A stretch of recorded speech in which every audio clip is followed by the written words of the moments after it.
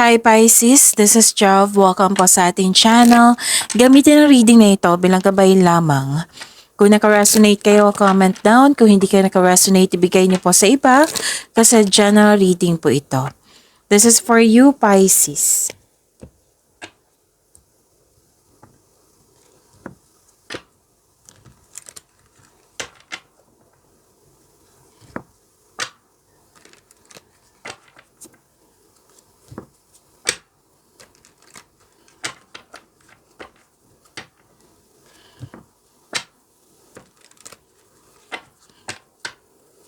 Para po ito sa iyo, Pisces.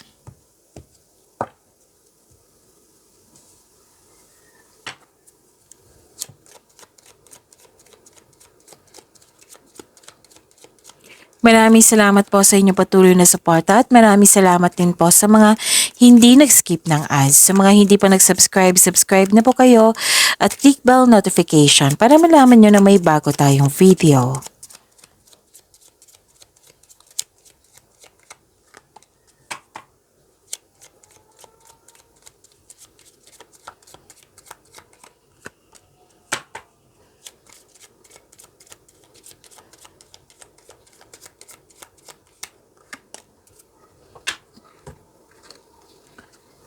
Okay.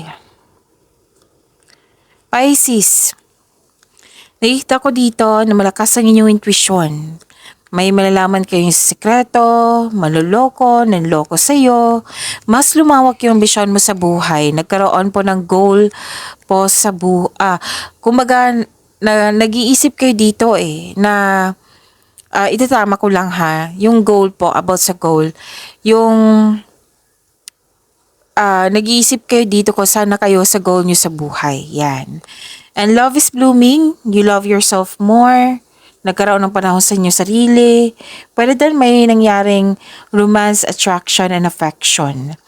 And dalawang card kasi nagsasabi dito na love is blooming. At maaari din na you're expressing love or may nagparamdam sa iyo, may nag-express ng love. Yes. So claim nyo po ito. Ang ilan sa inyo dito nakatanggap ng bulaklak. Pwede ikaw ang nagbigay or kayo ang nakatanggap. Yung bouquet of flowers po. Naka-receive kayo ng tulong or regalo. At pwede din naka-receive kayo ng compliment. Yung humahanga sa iyo, nagkaroon ng recognition. Pwede din fame awards po ito. And this is also abundance. Wow, claim niyo po.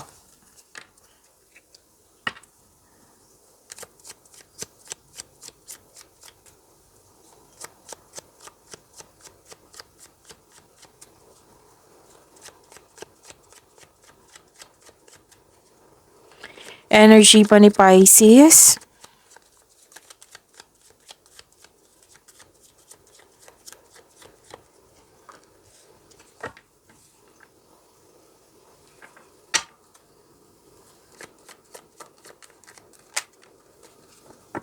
Ay wow, kuha mo si Wheel of Fortune.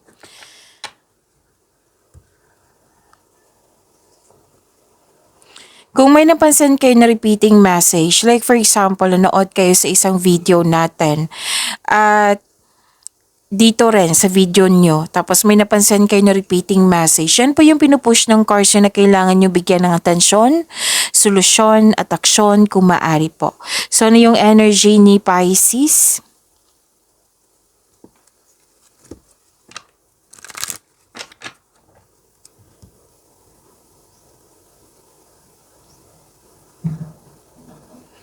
Okay, nakikita ko dito na nagkaroon po ng fast action. May dumating, na binigyan mo siya ng agarang action o reaction. At pwede din regarding to sa passion nyo po.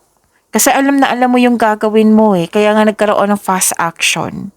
Malakas ang loob mo ngayon. So, this is a go signal also. Sabi ng card dito, ito ang oras na mag-take action ka, Pisces, para sa yung mga balak na bigyan na ang aksyon, yung proyekto mo, ideas mo. Consider this card as a green light to begin. So, this card asks you to have confidence in taking action. Huwag kayong mag-alala kasi maraming nag-support sa iyo, Pisces. May mga pangyayari dyan. Pwede din sa buhay pag-ibig to na yung masyadong mabilis yung pangyayari. So sabi ng card dito, try nyo munang mag-enjoy ng moment without getting too carried away. One step at a time. May nakita kong travel po dito. Tapos, ang ilan sa inyo, mabilis ang umulad ng iyong career or negosyo man kasi marunong kayo makinig sa inyong intuition. O, ito ay humahantong sa pagtaas ng kita or magdadala ito sa patungo sa tagumpay. So, yung sabi ko kanina na may dumating, nakalain talaga sa passion mo. Kasi you are very excited, nagpapasigla to sa'yo. Itong dumating na ito. Pwedeng tao, pwedeng project, pwedeng any kind of bagay, pwedeng chances, okay?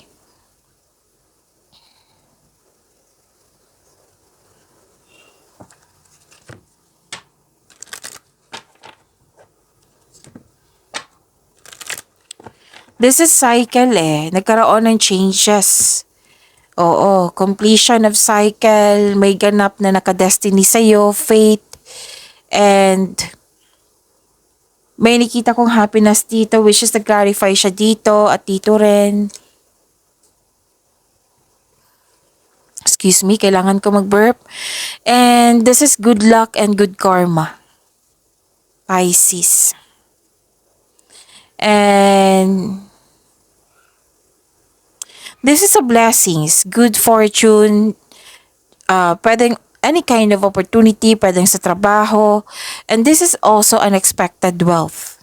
Financial stability. Like for example, kung may problema ka sa pag-ibig, maayos ngayon. May problema sa bahay, maayos ngayon. Kung may problema kayo sa connection sa isang tao, maayos ngayon. Pwede din sa trabaho.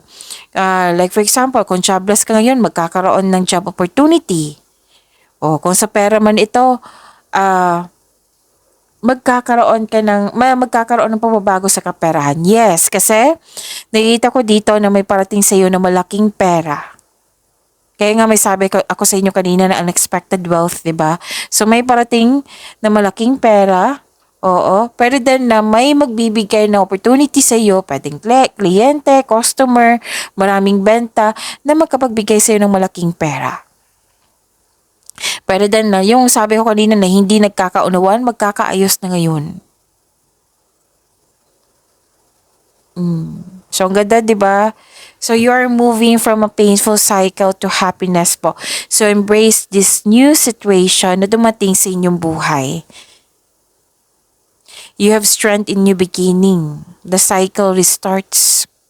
So, this card is a completion of cycle po. May changes sa darating or blessings po. So, sabi ng card dito, mag-focus ka, Pisces, mag-focus ka sa makontrol mo in order to find peace. Huwag ka na mag-focus sa hindi mo makontrol. Kasi mabibigatan ka yan May sabi din dito na matagal ka na naghintay para sa iyong buhay pag-ibig. Parating na. May mamimit po kayo.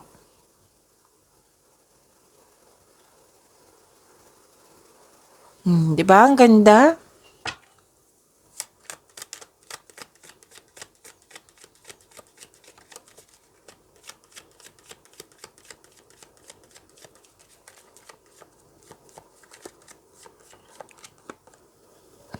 Choosing your path. Di ba sabi ko sa inyo na may dumating na opportunities na makapagbago sa inyo? Oo. Kung walang opportunity before, magkakaroon na ngayon. Marami, dagsa. Dadagsa yung opportunities niyan. So, pumipili ka dito kung saan right path ka, kung saan kang path natatahak.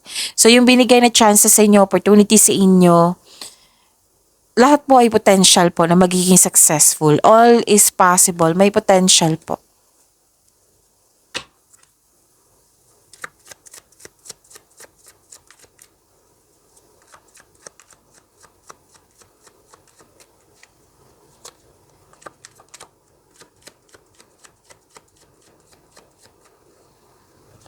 Career and money ni Pisces.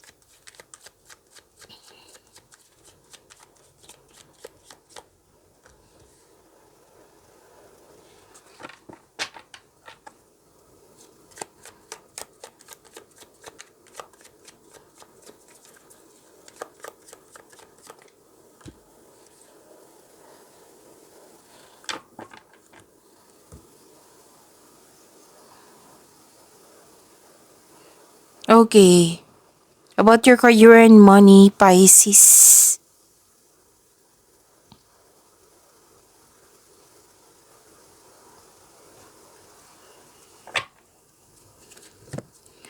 Growth and patience. May plano, contemplation. Ang sabi ng card dito, malapit mo nang maabot ang iyong goal sa buhay, Pisces.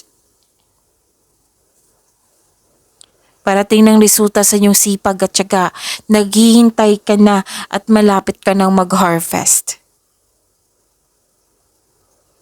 Ang ganda, may wheel of fortune, may harvest pa. Wow. So kung disappointed ka sa situation mo ngayon, oo, na feeling mo dapat lume-level up ka na, dapat may ganap ngayon. Sabi ng card dito na parte ito ng proseso.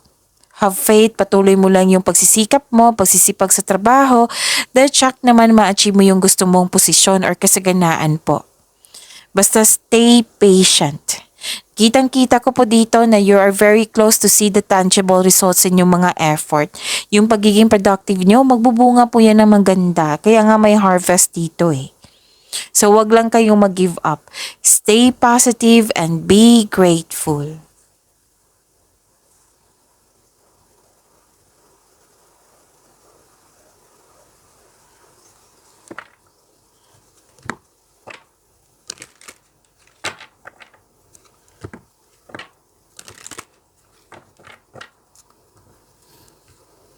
May namuong romance sa workplace mo. Again, may namuong romance sa workplace mo or yung partner mo at katrabaho mo po.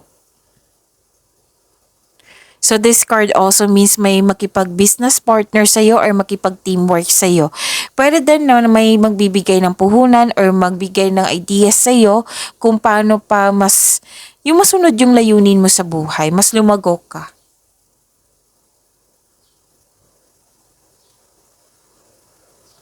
Actually, nakikita ko dito na nagkaroon po ng yung gusto mo yung career mo ngayon dahil nagbibigay ito ng financial stability sa iyong buhay at nagagawa mo yung passion mo at the same time.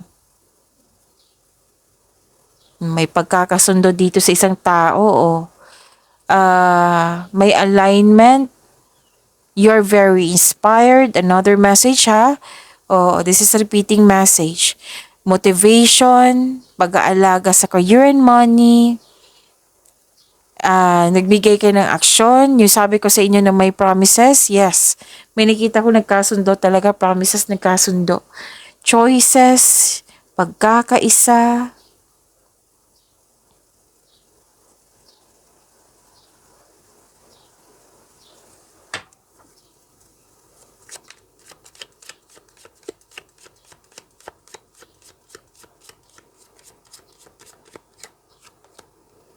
Independence, manage money yourself. So, i-manage nyo po daw yung money nyo. Independence guarantees security, don't depend on others.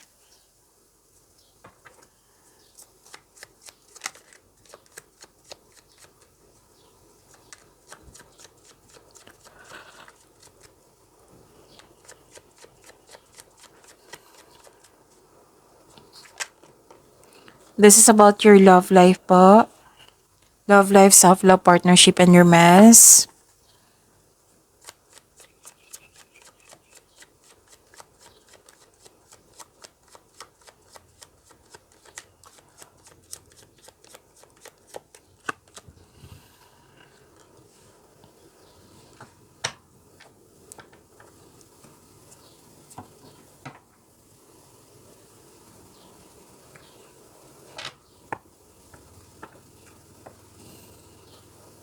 Okay, sa love life nyo po.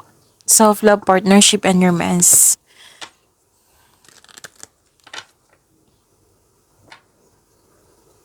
may masusunod na tradisyon dito.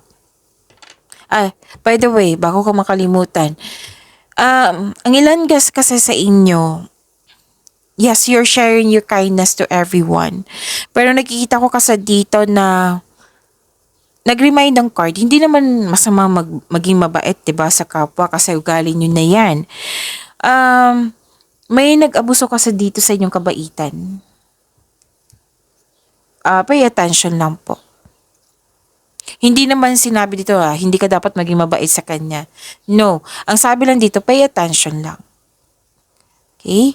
And may masusunod dito na tradisyon Yung tradisyon sa mga Pinoy, yung pwedeng pamamanhikan, kasal, ano pa? Ano pa ba yung mga tradisyon na yan? Basta any kind of tradition yan. Basta nasunod. Nasunod po. Pwede nasunod yung gusto mo, ideas or plano mo. Basta regarding po sa tradisyon, nakikita ko dito. Pwede din, pag-take mo ng traditional career path or you're moving up to the ladder of success, like mag-take ka ng board exam, mag-aaral ka, mag-masteral ka, para ma-enhance mo o magkaroon ng enhancement, pag-level up nga. Pero more likely to, kasal, pamamanikan. Yung susundin nyo, Actually, may attraction ako nakikita dito Pwede sa student or sa science teacher. May attraction. Pwede din magaan ang loob mo sa kanya.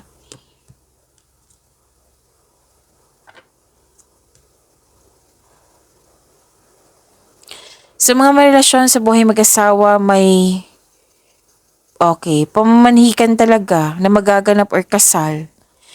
You and your partner have strong beliefs about romance and partnership. Wedding bells is coming. Sa buhay mag-asawa, may susundin kayo na traditional nga. Susundin nyo. Pwede din na invited kayo sa pamanikan, kasal. Pwede din. Pwede din nasunod yung gusto mo.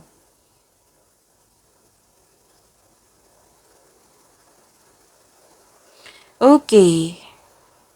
Kasi this is divine wisdom. May divine wisdom dito. May nakita kong divine wisdom.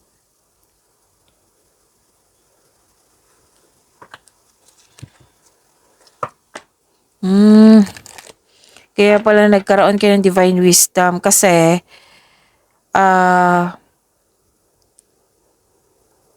nagkaroon ng anxiety pag-alala.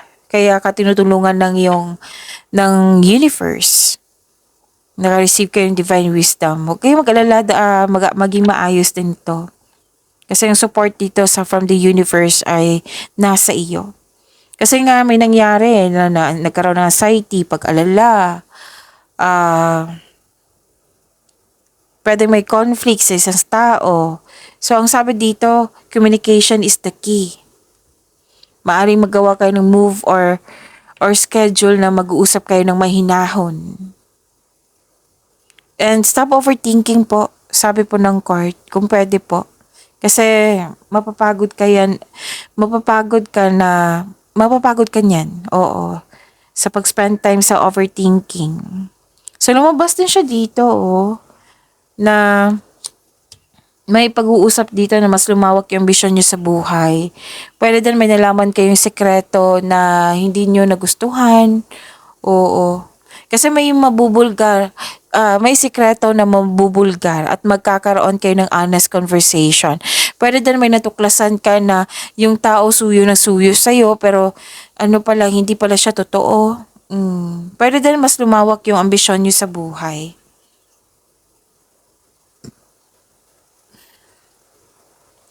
Pero wag kayong mag-alala kasi divine wisdom and harmony nakikita ko po dito. Yes.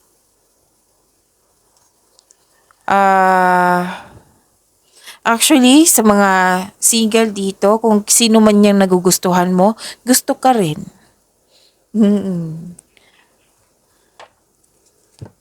So, may makakatanggap ng sustento dito or sustento para sa anak. Kayo mag-alala kasi nakikita ko dito yung happiness, may fulfillment nga sa pangarap dito, oh. Granted yung manifestation.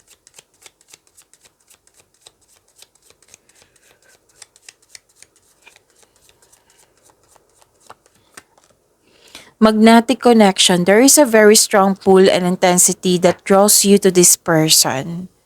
Pag-imanin niyo po yung blessings na binigay sa inyo. Pisces, see you tomorrow. Maraming salamat po.